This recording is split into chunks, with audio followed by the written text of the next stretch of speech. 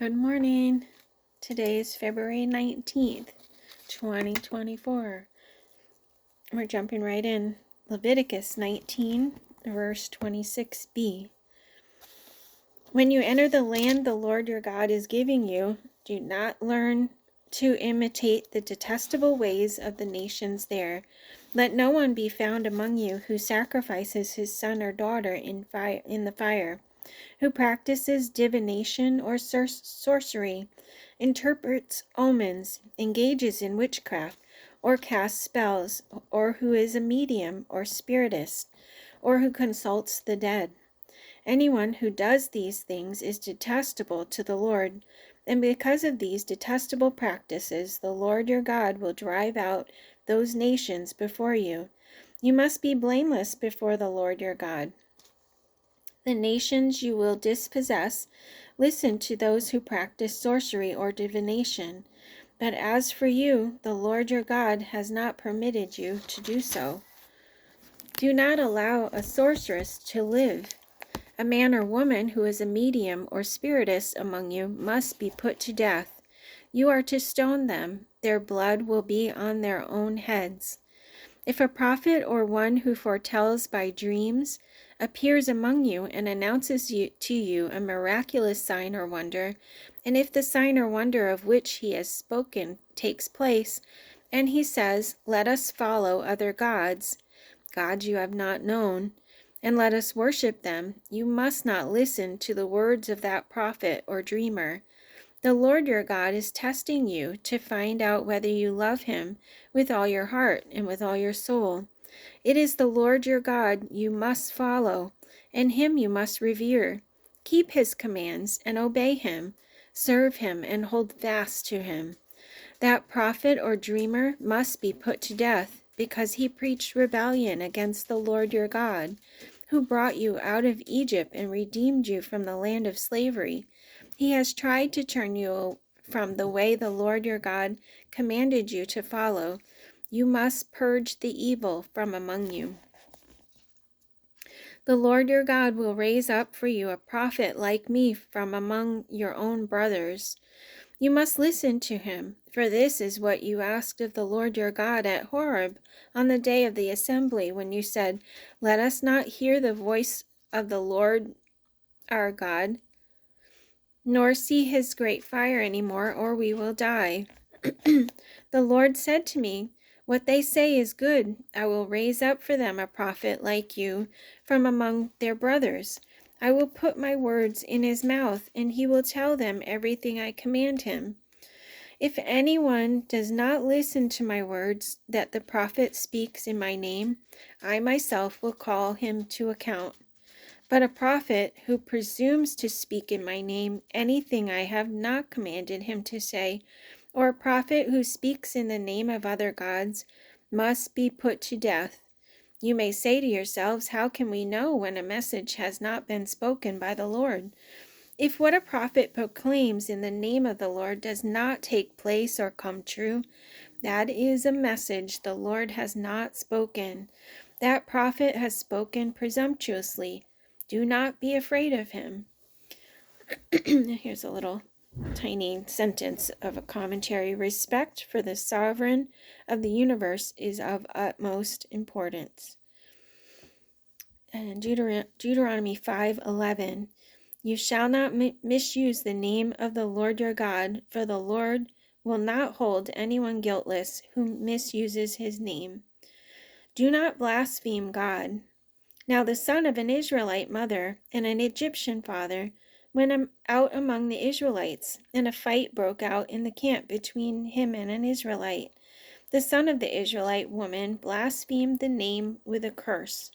So they brought him to Moses. His mother's name was Shelomith, the daughter of Dibri the Danite. They put him in custody until the will of the Lord should be made clear to them. Then the Lord said to Moses, "Take the blasphemer outside the camp. All those who heard him are to lay their hands on his head, and the entire assembly is to stone him. Say to the Israelites, if anyone curses his God, he will be held responsible. Anyone who blasphemes the name of the Lord must be put to death. The entire assembly must stone him, whether an alien or native born. When he blasphemes the name, he must be put to death. Then Moses spoke to the Israelites, and they took the blasphemer outside the camp and stoned him. The Israelites did as the Lord commanded Moses. Brief commentary: to instill a proper sense of priorities and gratitude, God gives various laws demanding gifts of both the first and the best things. These gifts are to be used to support the spiritual work of the priests and the Levites, and to assist in benevolence for those who have special needs. Exodus 22, verse 29b. You must give me the firstborn of your sons. Do the same with your cattle and your sheep. Let them stay with their mothers for 7 days, but give them to me on the 8th day. The first offspring of every womb belongs to me, including all the firstborn males of your livestock, whether from herd or flock. Redeem the firstborn donkey with a lamb, but if you do not redeem it, break its neck. Redeem all your firstborn sons. No one is to appear before me empty-handed. Do not hold back offerings from your granaries or your vats. Bring the best of the first fruits of your soil to the house of the Lord your God. Set apart for the Lord your God every firstborn male of your herds and flocks.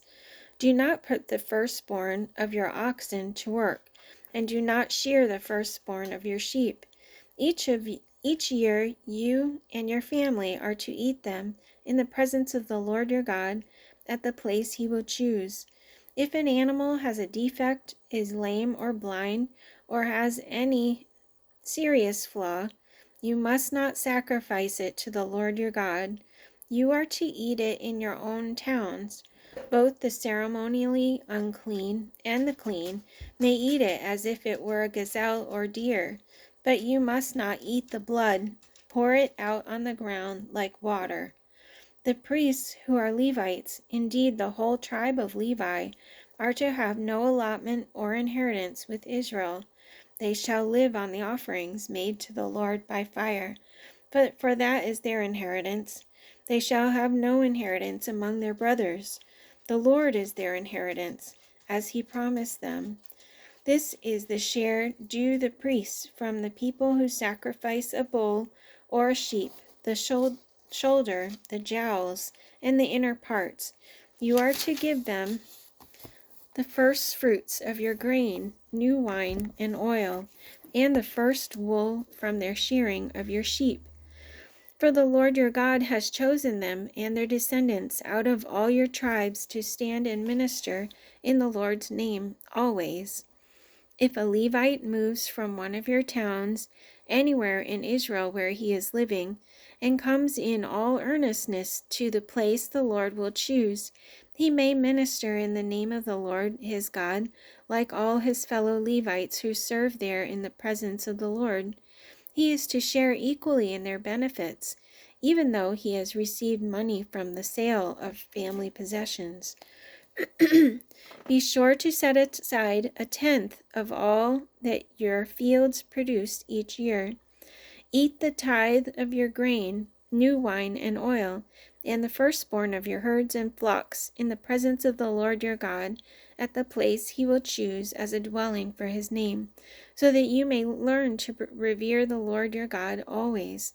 But if that place is too distant, and you have been blessed by the Lord your God and cannot carry your tithe, because the place where the Lord will choose to put his name is so far away, then exchange your tithe for silver and take the silver with you, and go to the place the Lord your God will choose.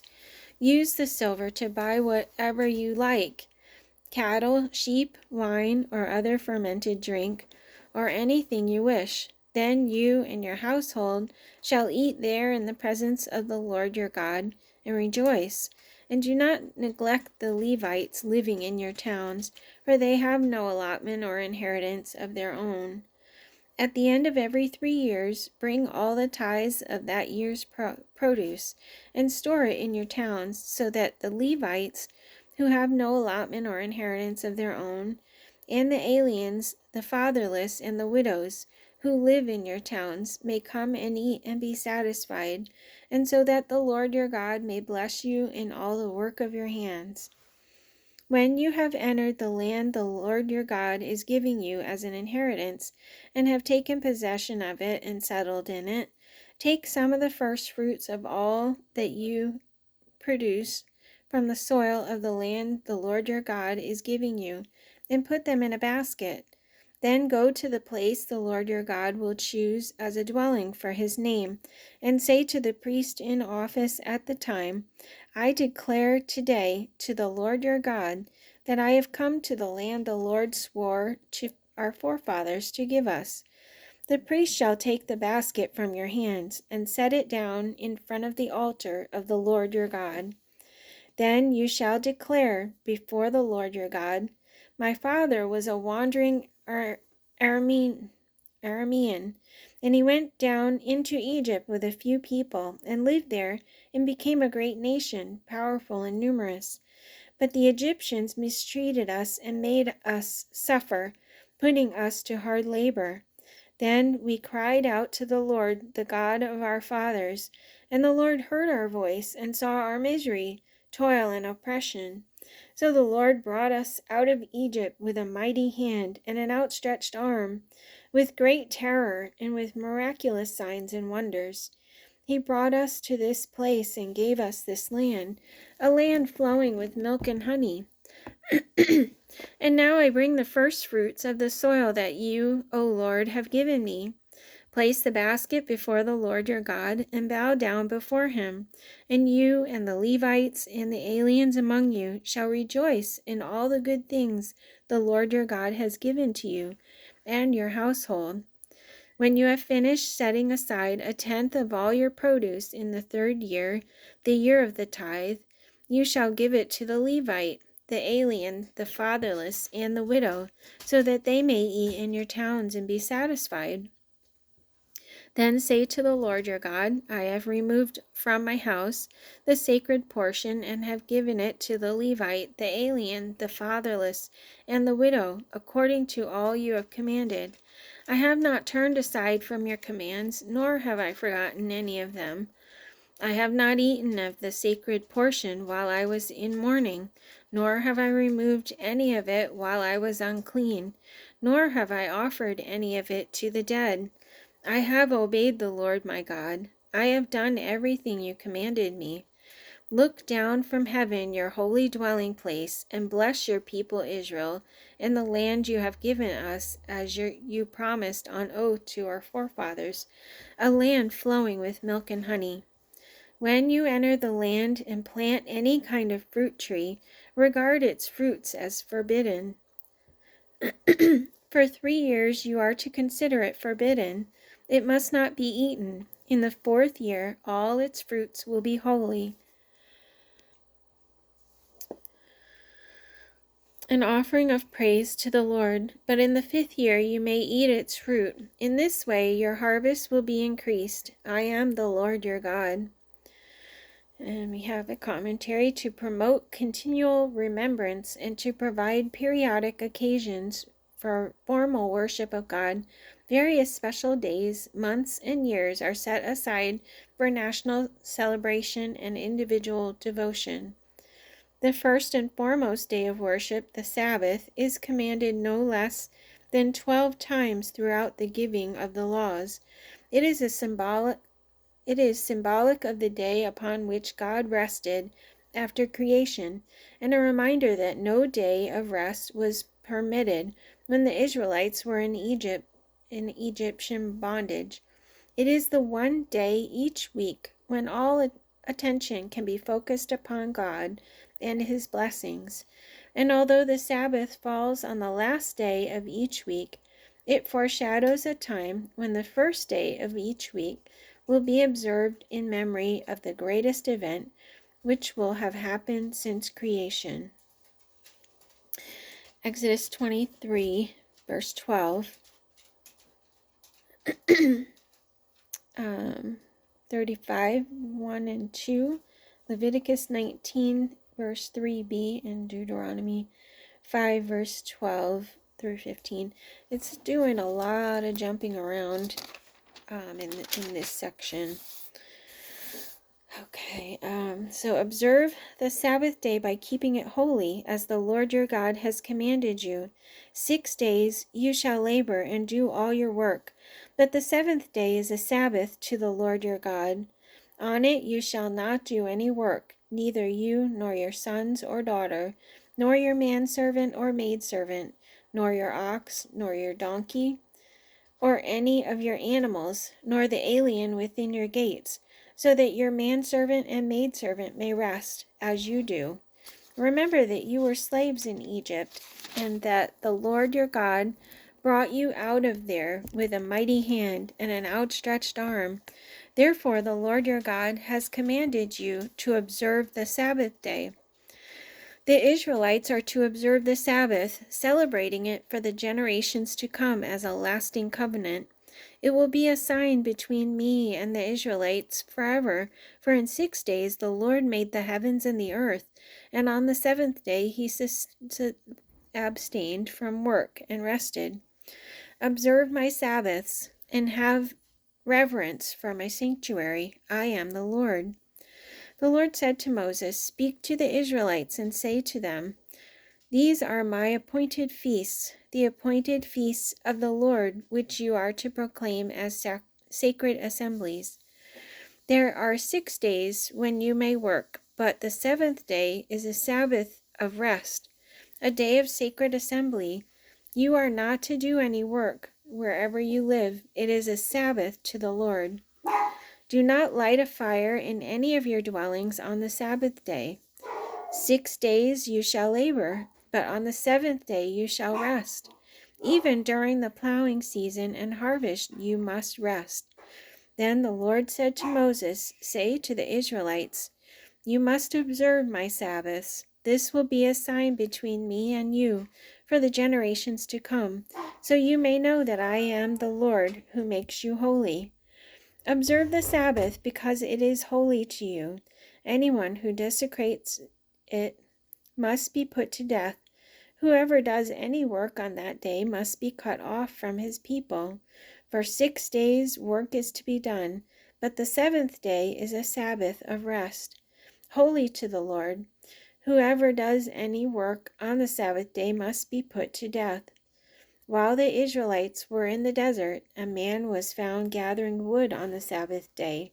Those who found him gathering wood brought him to Moses and Aaron and the whole assembly, and they kept him in custody because it was not clear what should be done to him.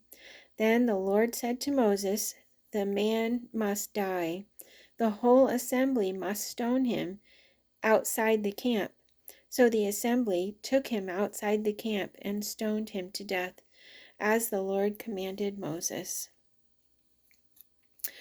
Wow, that seems pretty harsh. But God means business. And that's it for today. I'll see you tomorrow.